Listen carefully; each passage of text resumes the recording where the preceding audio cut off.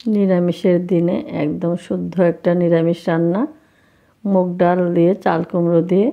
তো মুগ ডালটাকে আগে আমি এভাবে শুকনো খোলায় তেল ছাড়া এইভাবে ভেজে নিচ্ছি।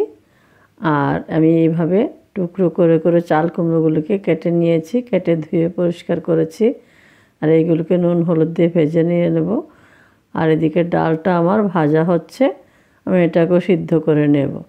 এবার একটা কড়াইতে আমি দিয়ে দেব সামান্য একটুখানি তেল, আর এর মধ্যে দিয়ে দেবো আমি ফোড়নটা।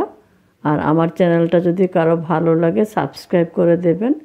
আমার রান্নাগুলি যদি পছন্দ হয় লাইক কমেন্টস আর শেয়ার করে দেবেন।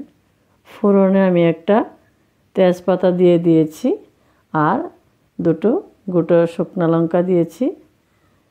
আর এগুলিকে আমি একটু ছিঁড়ে দিয়েছি যাতে এর মধ্যে একটু টেস্টও আসে, একটু স্যান্টও ভালো আসবে। আর দিয়ে দিয়েছি আমি একটুখানি হাফ চামচ মতো গোটা জিরে ফোড়ন দিয়ে দিয়েছি। এটা একটু হয়ে আসলে আমি একটু ভাজা ভাজা হলে তারপর আমি এর মধ্যে ফোড়ন দিয়ে দেব আমার আগে থেকে সিদ্ধ করে রাখা নুন হলুদ দেওয়া ডালটা আমি এর মধ্যে দিয়ে দিলাম। আর এটাকে আমি একটু ভালোভাবে মিশিয়ে একটু ফুটে উঠছে, তারপর আমি এর মধ্যে মিলিয়ে দেব আমার ভেজে রাখা চাল কুমড়োগুলি।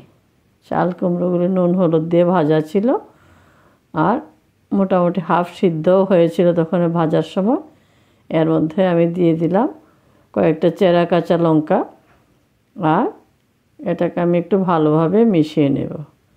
তো এর মধ্যে আমি আর একটা জিনিস করব, নেড়ে চেড়ে মিশিয়ে তার মধ্যে আমি দিয়ে দেব কয়েকটা স্লাইস করা লেবু। এটা গন্ধরাজ লেবু। গন্ধরাজ লেবুটা দিয়ে আমি লেবুটা দেওয়ার সময় আমি চুলার আগুনটা বন্ধ করে দেব, আর হালকা একটু ঢেকে দেব। দিলে লেবুর সেন্টটা এর মধ্যে আসবে, আজ খুব ভালো লাগে এভাবে খেতে। এবার আমি ডালটা একটা বাটিতে নিয়ে নিচ্ছি, আর এটাকে আমি বেশি ভাঙিনি, এরকম করে খেতে ভাল লাগে।